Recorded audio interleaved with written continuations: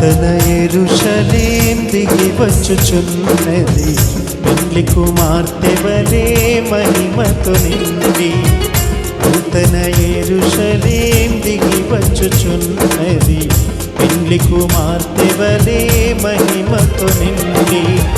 స్వర్గమునందున్న దేవుని యొద్ద నుండి నూతన యెరూషలేం దిగి వచ్చుచున్నది, పెండ్లి కుమార్తె వలె మహిమతో నిండి.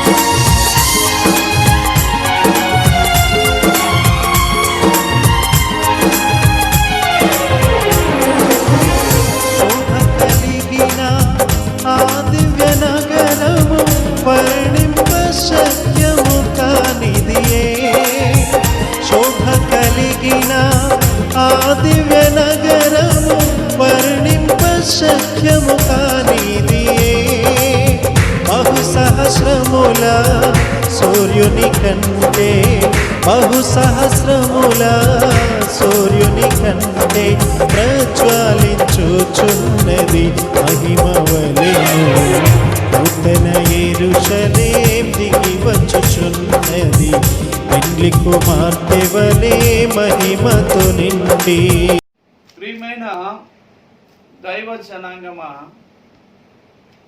ఈరోజు మనం దేవుడు తన్ను ప్రేమించే వారికి ఈ మానవ కోటిలో తన యందు విశ్వాసముంచు ప్రతి ఒక్కరికి ఆయన దాచి ఉంచిన ఆ మానవుల కొరకు ఆయన సిద్ధపరిచిన ఆ నిత్యత్వము, ఆ యొక్క రాజ్యము, ఆ దేశం కోసం ఈరోజు మనం ధ్యానం చేద్దాం. దయచేసి దేవుని ద్వారా ప్రార్థన చేద్దాం. చిన్న ప్రార్థన. పరిశుద్ధమైన తండ్రి, దయా కనికరం కలిగిన ప్రభువా, యేసుక్రీస్తు నామములో ప్రార్థన చేస్తున్నాం తండ్రి. కృపా సత్య సంపన్నుడా, నువ్వు అతి పరిశుద్ధుడివి, మహిమ కలిగిన దేవుడివి. ఈరోజు తండ్రి నీ దాసుడి మీద నీ ఆత్మను ఉంచి మా అందరితో నువ్వు మాట్లాడండి ప్రభువా. మాకు కావలసిన వర్తమానము దయచేయండి దేవా. ఈ మానవుడి యొక్క అంతము తర్వాత నువ్వు మాకు ఉంచిన నిత్యత్వం గురించి కొన్ని మాటలు మాకు తెలియపరచండి. మా జీవితం అంతము తర్వాత మేము దేనికోసం ప్రయాసపడాలి, అసలు ఈ భూమి మీద బ్రతుకున్నప్పుడు దేనికోసం మేము కనుదృష్టి పెట్టాలో మాకు తెలియపరచమని యేసు నామములో వేడుకుంటున్నాము తండ్రి, ఆమేన్. ప్రియమైన దేవుని బిడ్డలారా, ఈ దినాన్ని మనము ఒక అంశం గురించి ధ్యానం చేయబోతున్నాం. ఏమిటి అంటే, దేవుడు 3 సృష్టిల గురించి మనకి బైబిల్ గ్రంథం చెప్తుంది. ఈ బైబిల్ గ్రంథంలో 3 సృష్టిల గురించి రాయబడింది. మొట్టమొదటి సృష్టి బైబిల్ గ్రంథం ఆదికాండం 1:1 చెప్తుంది. ఆదియందు దేవుడు భూమి ఆకాశములను సృజించెను. దేవుడు భూమి ఆకాశమును సృజించెను. భూమి నిరాకారముగాను శూన్యముగాను ఉండెను. చాలు. భూమి నిరాకారముగాను శూన్యముగాను ఉండను. చూడండి, దేవుడు మొదట సృష్టి అంటే దేవుడు ఆదిలో నిరాకారంగా శూన్యంగా ఉండడానికి మొదట సృష్టిని చేయలేదు. మొదట సృష్టిని చక్కగా చేశాడు దేవుడు. వేల కోట్ల సంవత్సరముల క్రితం ఆ చేసిన సృష్టి నిరాకారంగా శూన్యంగా మారిపోయింది. నిరాకారంగా శూన్యంగా మారడానికి గల కారణము అప్పుడున్న దేవదూతలు చేసిన పాపం వల్ల వారు దేవుని యందు చూపించిన అవిధేయత వల్ల, వారి యొక్క అవిధేయత పాపం దేవులారా, మొదట దేవుడు చేసిన సృష్టి శూన్యంగా నిరాకారంగా మారిపోయింది, పాడైపోయింది. తర్వాత దేవుడు మళ్ళీ ఆదికాండం చెప్తుంది, ఇంకొక సృష్టిని తయారు చేశాడు. ఏంటంటే నిరాకారంగా శూన్యంగా ఉన్న ఈ సృష్టిని బాగు చేశాడు. దేవుడు తన నోటి మాట చేత సూర్య చంద్రులను ఈ భూమి కోసం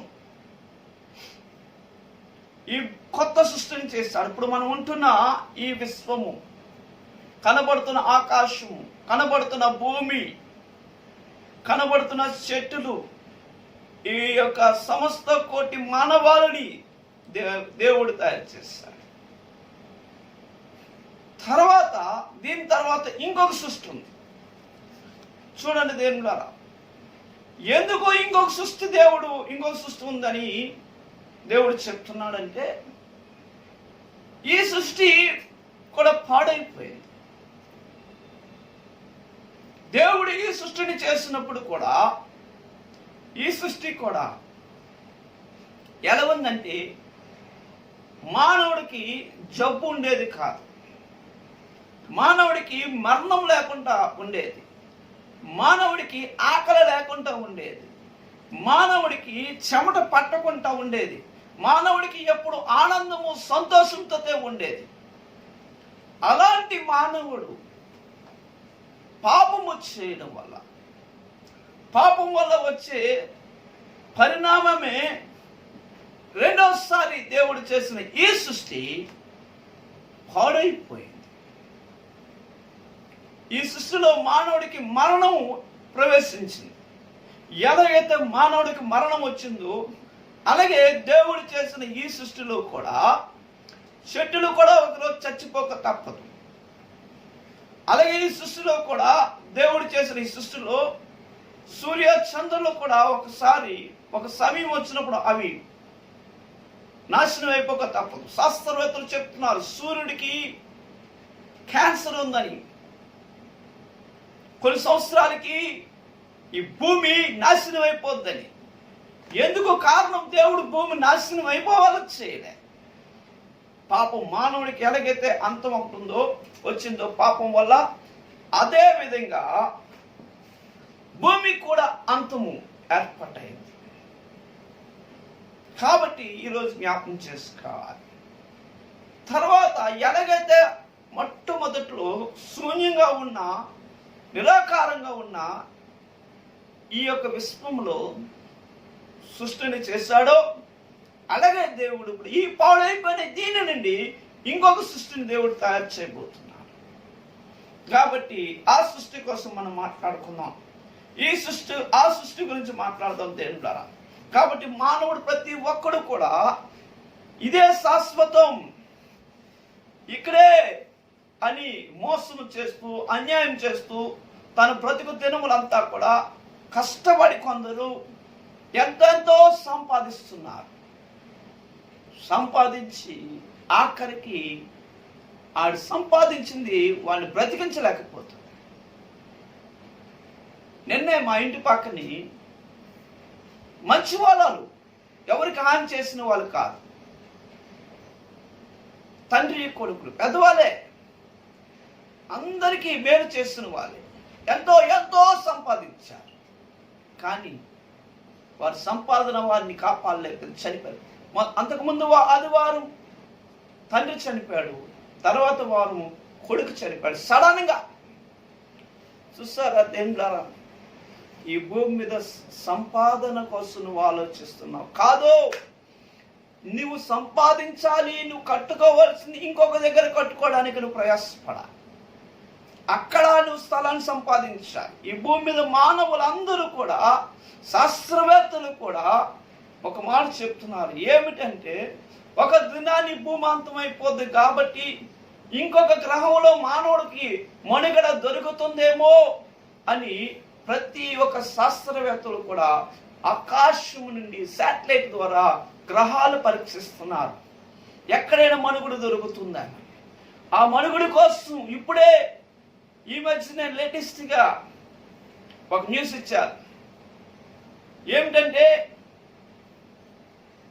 ఏ విధంగా అయితే వివాహ యాత్రకి ఒక దేశం నుండి ఒక దేశానికి, ఒక రాష్ట్రం నుండి ఒక రాష్ట్రానికి, కూటీకి ఎలగలుగుతున్నాము, అలాగా ఇక మీద వివాహ యాత్రకి భూమి మీద కాదు, ఫేస్లోని వివాహ యాత్ర చేస్తున్నారు.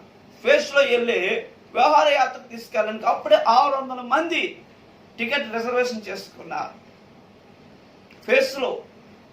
ఫేస్లోకి వెళ్ళి తిరిగి వస్తా. ఈరోజు దేని బిడ్డలు మనం జ్ఞాపకం చేసుకోవాలి. అదే కాకుండా ఏం చేస్తుందంటే, ఫేస్లో ఎక్కడైనా మానవుడు బ్రతకాలని గ్రహాలు వెతుకుతున్నారు. ఏ గ్రహంలో మానవుడు బ్రతికే ఎక్కడైనా సరే ఆక్సిజన్ ఉంటుందా అని. కానీ బైబిల్ చెప్తుంది, మానవుడికి దేవుడు నివాస యోగముగా ఈ భూమినే పెట్టాడు. ఇంకెక్కడ మానవుడు ఎన్ని ప్రయత్నాలు చేసినా అవదు. కానీ అయినప్పటికీ కూడా మానవుడు గ్రీన్ ల్యాండ్ అని ఒక పేరు పెట్టి ఫేస్లో మానవుడు నివసించడానికి ఒక పెద్ద సర్వే చేసి అక్కడ మానవుడికి, అంటే భూమి ఆకాశం శక్తి దాటిపోయిన తర్వాత అక్కడ మానవుడు బ్రతకడానికి ఏదేదో చేస్తున్నాడు. అక్కడ నివాసాలు కట్టడానికి ప్రయత్నం చేస్తున్నాడు. ఎక్కడ కట్టినా సరే మానవుడు 80 సంవత్సరాలు, ఇంకా బలం ఉంటే ఇంకొక 10 సంవత్సరాలు కన్నా బతకడు. చచ్చిపోక తప్పదు, ఎక్కడికి వెళ్ళినా చనిపోక తప్పదు. చచ్చిపోయిన తర్వాత అసలైన కథ ప్రారంభించబడతారు. ఈరోజు మనం జ్ఞాపకం చేసుకోవాలి. ఏంటి ఆ కథ అంటే, చచ్చిపోయిన తర్వాత నీ ఆత్మ ఎక్కడికి వెళ్తుంది, నువ్వు ఎక్కడ ఉంటావు? 2 స్థలాలు. చెప్పాను కదండి, మొదటి సృష్టి, రెండవ సృష్టి, మూడవ సృష్టి దేవుడు చేస్తున్నాడు. అక్కడ ఉండాలి. ఆ మూడో సృష్టి కోసం ఎలా దేవుడు చేస్తున్నాడో, ఆ సృష్టి ఎలా ఉంటుందో ఒక్కసారి చూద్దాం. దేవుడారా, బైబిల్ చెప్తుంది, ఆది కాండములో దేవుడారా మొట్టమొదట ఆది యందు దేవుడు భూమి ఆకాశములను చేశాను. ఆది కాండం 1వ అధ్యాయం 1వ వచనం. ప్రకటన గ్రంథం 21వ అధ్యాయము 1వ వచనం చూద్దాం. అంతటా నేను కొత్త ఆకాశమును క్రొత్త భూమిని చూచితిని. చాలు దేవుడారా, అంతటా నేను క్రొత్త ఆకాశము క్రొత్త భూమి. అంటే ఈ ఆకాశం కాదు, ఈ భూమి కాదండి. శాస్త్రవేత్తలు ఏ విధంగా చెప్తున్నారో, ఈ భూమి ఆకాశం నశించిపోద్దని ఈ మధ్యన చెప్తున్నారు. బైబిల్ వేల సంవత్సరాల క్రితమే చెప్తుంది, ఈ భూమి ఆకాశం నాశనం అయిపోద్ది చెబుతూ ఇదిగో ఇది కాదు, నేను క్రొత్త ఆకాశం క్రొత్త భూమిని చూస్తున్నానని బైబిల్ చెప్తుంది. దేవుడా, ప్రతి ఒక్కరు జ్ఞాపకం చేసుకుంది, యేసు నందు విశ్వాసం ఉంచు వారికి అది దొరుకుతుంది. తర్వాత ఆ కొత్త ఆకాశం కొత్త భూమి ఎలాగుంటుందో ఒకసారి చూద్దాం. పాత ఆకాశం పాత భూమికి దానికి వేరియేషన్ చూద్దాం. ఆది కాండం 1వ అధ్యాయం 10వ వచనంలో దేవుడు ఆరిన నేలకు భూమి అని పేరు పెట్టెను, జలరాశికి ఆయన సముద్రంలోని పేరు పెట్టెను.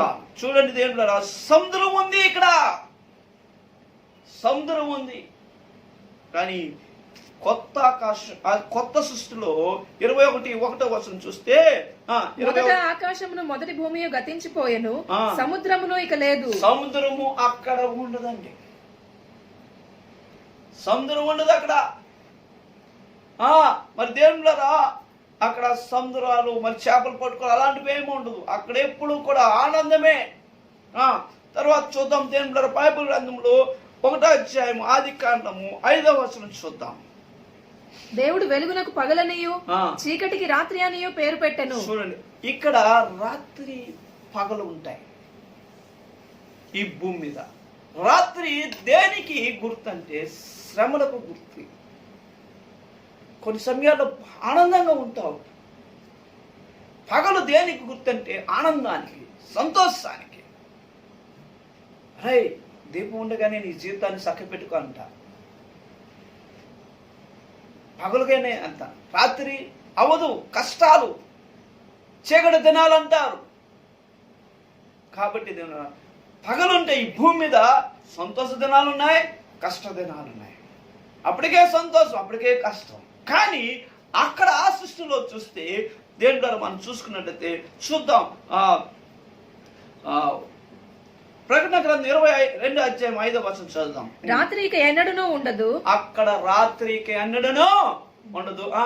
దీపకాంతి అయినను సూర్యకాంతి అయినను వారికి అక్కరలేదు, ఆ దేవుడైన ప్రభువే వారి మీద ప్రకాశించును. చాలు. హల్లెలూయా. దేవుడా, అక్కడ చూసుకున్నట్లయితే రాత్రి ఉండదు, అక్కడ రాత్రి ఉండదు, పగలే ఉంటుంది. పగలేటట దేవుడే వారి మీద ప్రకాశిస్తూ ఉంటాడు. అంటే అర్థం ఏంటంటే రాత్రి ఉండదు అంటే అర్థం ఏంటంటే అక్కడ ఇంకా వేదన ఉండదు, మరణం ఉండదు, ఏడ్చే దినాలు ఉండవు, వ్యాధులు ఉండవు, కష్టాలు ఉండవు. అక్కడ ఎప్పుడు ఆనందమే. ఈ భూమి మీద మరణం ఉంది, ఈ భూమి మీద కష్టాలున్నాయి, ఈ భూమి మీద వ్యాధులున్నాయి, అక్కడ ఉండవు. ఈరోజు దేవుడారా దేవుని వాక్కు వింటున్న నీవు జ్ఞాపకం చేసుకో. ఇంకా చూద్దాం బైబిల్ గ్రంథంలో దేవుడారా 1:16 ఆదికాండము చూసుకుందాం. దేవుడు ఆ రెండు గొప్ప జ్యోతులను అనగా పగటిని ఏలుటకు పెద్ద జ్యోతిని, రాత్రిని ఏలుటకు చిన్న జ్యోతిని, నక్షత్రములను చేసెను. చాలు. హల్లెలూయా. దేవుడారా ప్రకటన గ్రంథం 21:23 చదువుదాం.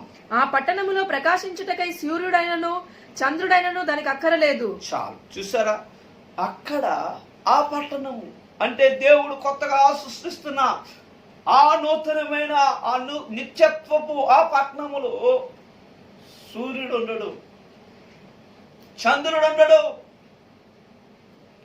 సూర్య చంద్రులు ఉంటారండి. అక్కడ ప్రభువుని యేసుక్రీస్తు అంటే ఒకరోజు శ్రమలు, ఒకరోజు కష్టాలు, ఒకరోజు సంతోషాలు ఉండవు. ప్రభువుని యేసుక్రీస్తే ప్రకాశిస్తుంటాడు.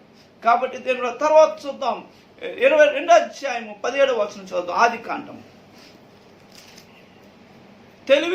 అయితే మంచి చెడులు తెలివినిచ్చు వృక్ష ఫలములను తినకూడదు, నీవు వాటిని తినదినమున నిశ్చయముగా చచ్చదువని నరునికి ఆజ్ఞాపించెను. చాలు. చూడండి, దేవుడు ఈ భూమి మీద మంచి తెలివులు నిచ్చే వృక్ష ఫలాలు ఉన్నాయి. అవి తిన్న వల్ల మానవుడు చచ్చిపోయాడు. ఈ లోకంలో ఎక్కువ అన్నం తిన్నా షుగర్ వచ్చేస్తుందేమో పై, ఎక్కువ డ్రింక్ తాగినా మనకి షుగర్ వచ్చేస్తుందేమో భయం. మనకి ఇష్టమైనవి ఏవి తిందామన్నా సరే దేని ద్వారా ఏ జబ్బులు వచ్చేసి బీపీ వచ్చేస్తుందేమో భయం.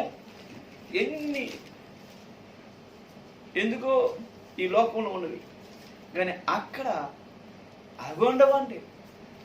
మరణాన్నిచ్చే ఫలాలు ఉండవు, మరణాన్నిచ్చే జీవితం ఉండదు. అక్కడ ఏటుంటుంది చూద్దాం దేవులారా. అక్కడ ఏటుంటుందో చూద్దాం. ప్రకటన గ్రంథం 21:4 చదువుదాం. ఆయన వారి కన్నుల ప్రతి బాష్ప బిందువును తుడిచివేయును, మరణము ఇక ఉండదు. చూసారా, మరణము అక్కడ ఉండదు. ఇక్కడ మరణాన్ని కలుగు చేసే వృక్షములు ఉన్నాయి, మరణాన్ని కలుగు చేసే సమస్యలు ఉన్నాయి, మరణాన్ని కలుగు చేసే జీవితం ఇక్కడ. కానీ అక్కడ మరణం ఉండదు, ఇంకా మరణం అంటే ఉండదు. ఈరోజు ఆ దేశం దాని మీద మనసు పెట్టి ఇంకా చూద్దాం దేని ద్వారా 3:13 3:16 ఆయన స్త్రీతో నీవు ప్రయాసమును నీ గర్భవేదనను నేను మిక్కిలి హెచ్చించెదను, వేదనతో పిల్లలు కందువు, నీ భర్త ఎడల నీకు వాంఛ కలుగును. దేని ద్వారా ఇక్కడ వేదన ఉంది. ఇక్కడ ఏంటుందండి, వేదన ఉంది.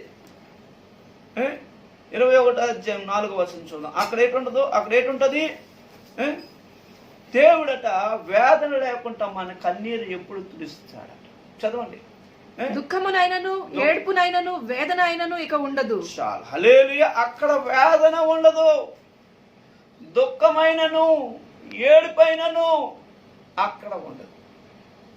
అలాంటి రాజ్యం. ఇంకా మనం చూసుకున్నట్లయితే ఇక్కడ శాపం ఉంటుంది, మనుషులు శపిభరితంగా జీవిస్తారు. పాపము వాడు బాగా ఉందాం అనుకుంటాడు, కానీ శాపం వాడి మీద ఏర్పాటు చేస్తారు. వాడికి తెలుసు మానేయాలనుకుంటాడు చరిత్రని, కానీ శాపం వాడిని పట్టుకొని ఉంటాడు. పాపం పిల్లలను ఎంత శాపంగా కంటారు. పాపం వాళ్ళు ఎంతో బాధపడుతూ ఏమిటి మా జీవితం ఏమిటి అని తొక్కపడుతూ వేదన పడుతూ ఉంటారు. కొందరు వికలాంగులు కానీ వారి బ్రతుకులు తినాలంత కష్టాలతో, కొందరు ఎంత ఆస్తున్నా శాపంగానే బ్రతుకుతుంటారు దేవుళ్ళ. అలాంటిది కానీ ఇక్కడ అది ఉంటుంది. అక్కడ చూడండి 22:3 చూస్తే ఇక మీదట శాపగ్రస్తమైనది ఏది దానిలో నుండదు. అక్కడ ఆ నూతనంగా చేయబోతున్న దాంట్లో శాపగ్రస్తమైనది ఏమీ అక్కడ ఉండదు. శాపగ్రస్తమైనది ఏమీ కూడా అక్కడ ఉండదు. దేని ద్వారా జ్ఞాపకం చేసుకోండి. ఈరోజు దేవుడు శాపములని ఒక సృష్టిని చేస్తున్నాడు. ఇక్కడే నీకు కన్నీరు దుఃఖాలు, ఆ శాపము లేని ఆ సృష్టి కోసం నువ్వు ఆశపడాలి అంటారు. ఇంకా 2 మాటలు చూసుకొని ముగించుకున్నా. ఇక్కడ ఎవడున్నాడు? సాతానుడు ఉన్నాడు. వాడు మనుషులకు నెమ్మది లేకుండా చేస్తుంటాడు. నువ్వు బాగున్నా హైందవులు అంటారు, శనీశ్వరుడు అంటారు, ఒక్కొక్కరు ఒక్కొక్క మాట చెప్తా. నీకు కష్టం ఉందయ్యా, నీకు కీడు ఉంది, నీకు ఇది చేయకపోతే నీకు అవ్వదని చాలా మంది ఏదో చెప్తుంటా. దెయ్యాలు, భూతాలు ఇవన్నీ ఉంటే ఇక్కడ మానవుని బ్రతకనివ్వకుండా చేస్తుంటాయి. బైబిల్ చెప్పింది సాతానుడని. ఇక్కడ సాతానుడు ఉంటాడు. చక్కగా ఉన్న భార్యాభర్తల కుటుంబంలో భార్యకి భర్త మీద అనుమానం పెట్టేస్తారు. ఈ మధ్య నేను కుటుంబాన్ని చూశాను. భర్త మంచోడే, ఆమెకి ఆయన మీద ఎన్నో అనుమానాలు. ఆమెకి పొరపాటున ఆయన బాగా తయారై వెళ్తుంటే ఎవరి దగ్గరికి వెళ్తారా అని ఇంకా ఆ భర్త వెళ్ళిన తర్వాత ఆయన ఇంట్లో బయటకు వెళ్ళగానే చుట్టుపక్కల ఆడవాళ్ళు ఎవరైనా చూస్తానరా అని చూడటం ఒకటి.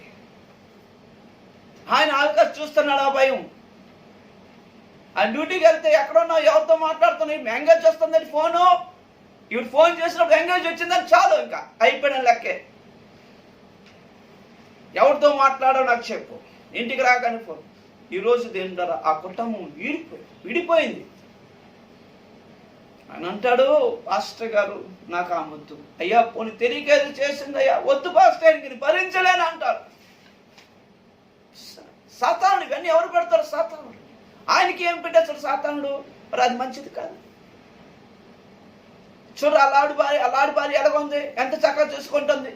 ఇలాంటివన్నీ ఇతరులకి చూపించి మనసుని పక్కతో పెట్టి నాశనం చేస్తారు.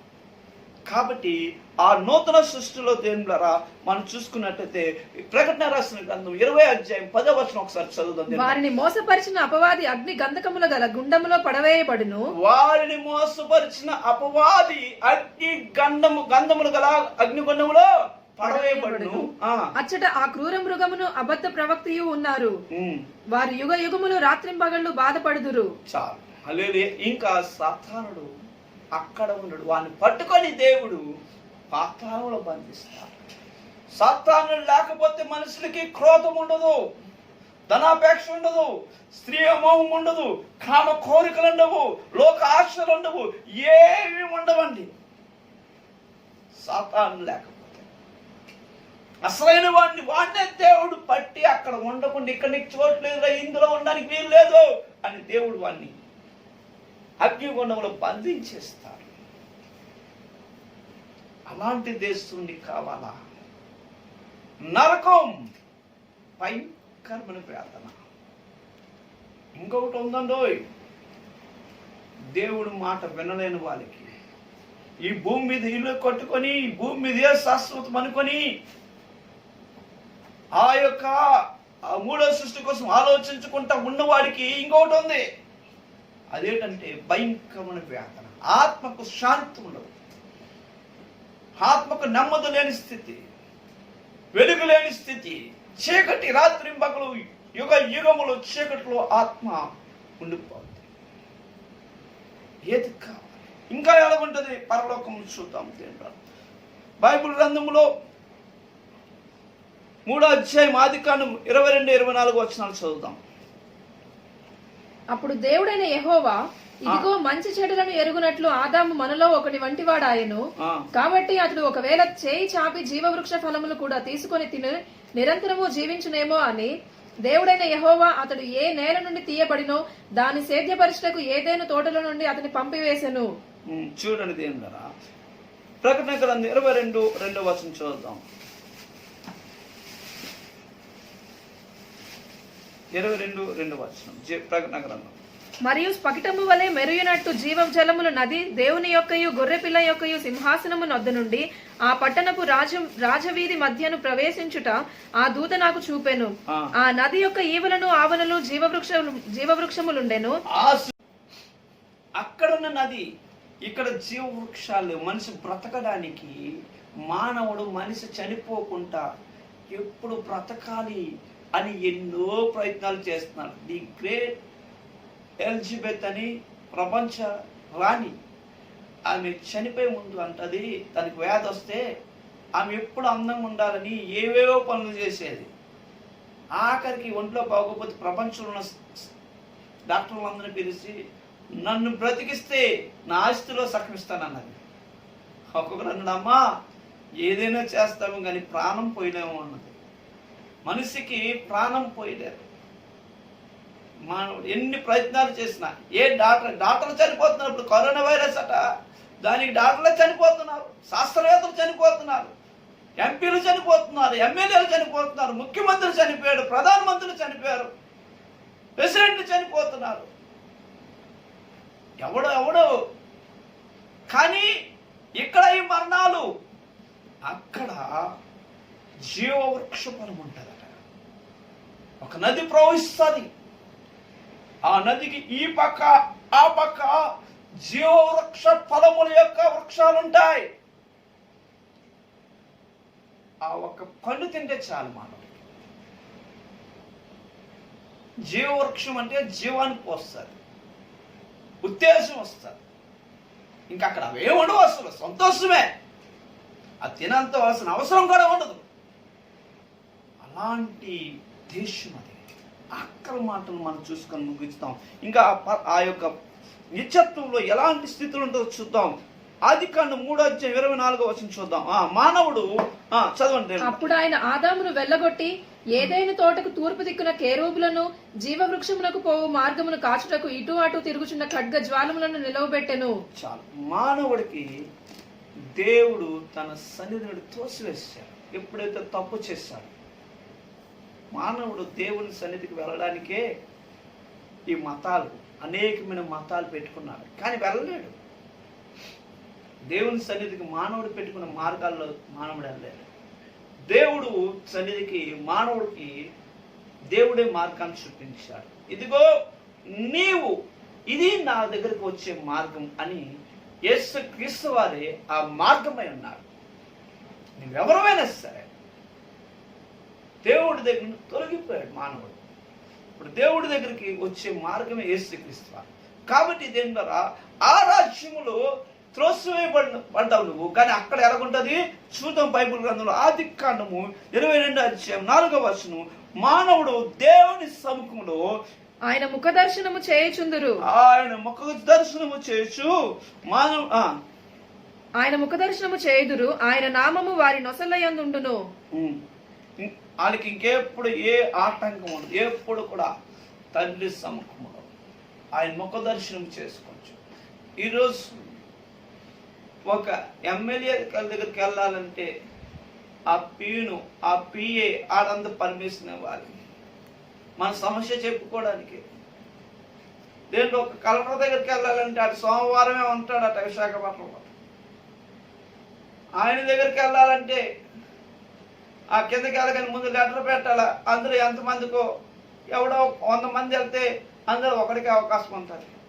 అసలు చంద్రబాబు నాయుడుని కానీ ఆ జగన్మోహన్ రెడ్డిని కానీ మా ఆంధ్ర ముఖ్యమంత్రి కలాలంటే అసలు అవ్వదు.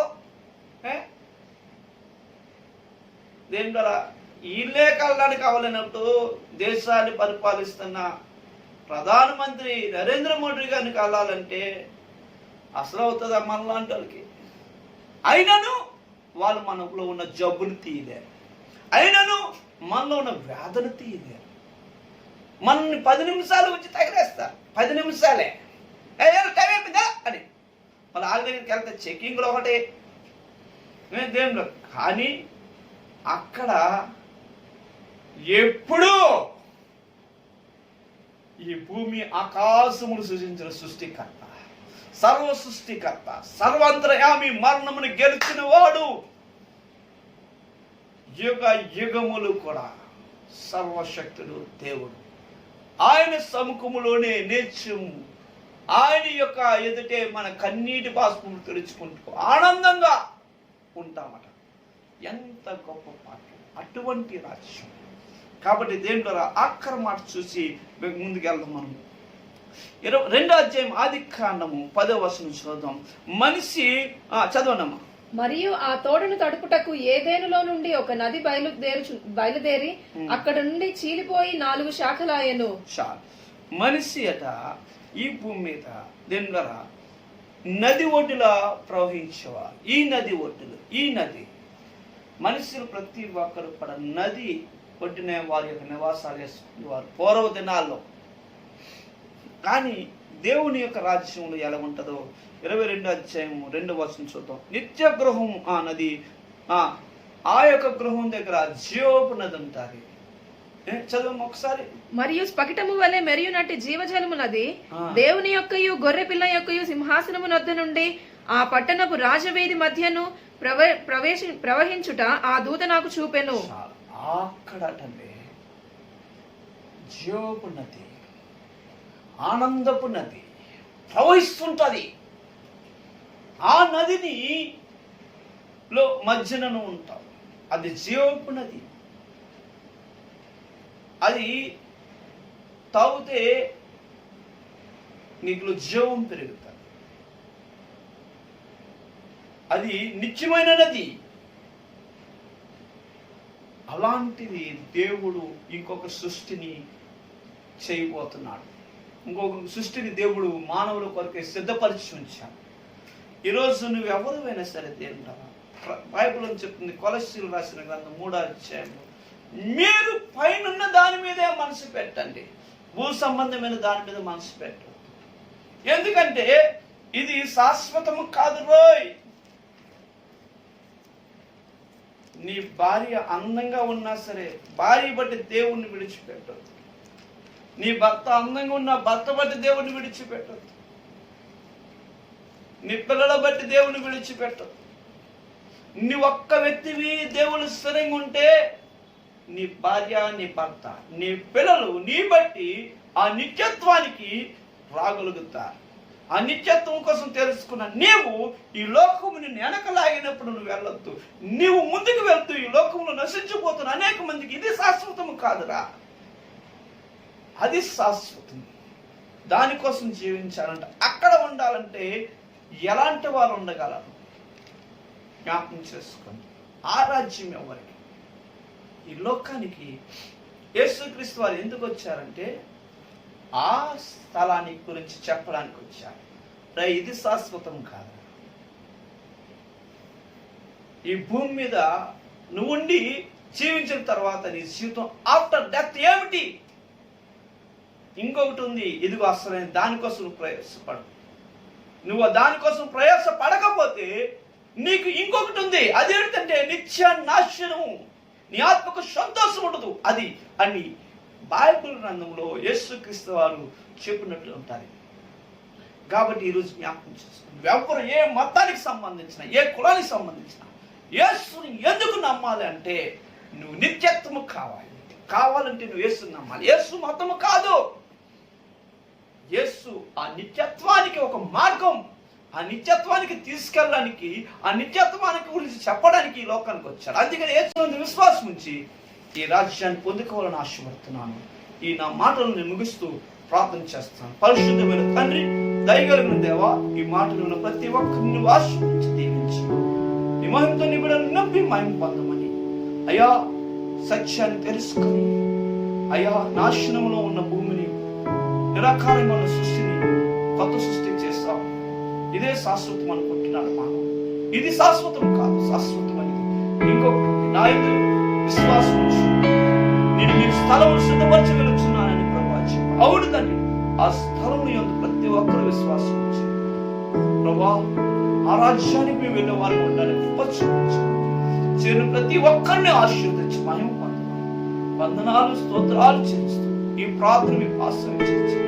ఈ యొక్క వాక్యం వీక్షిస్తున్న ప్రతి ఒక్క కుటుంబంలో నెమ్మది సమాధానం దయచేయండి. ఎవరి కుటుంబాల్లో ఆదరణ లేదు వారికి ఆదరణ దయచేయండి. అయ్యా వెలుగు చీకటి ఉన్నట్లు సమస్యలు శోధనతో ఉన్నవారు వాటిని జయించడానికి సహాయం చేయండి.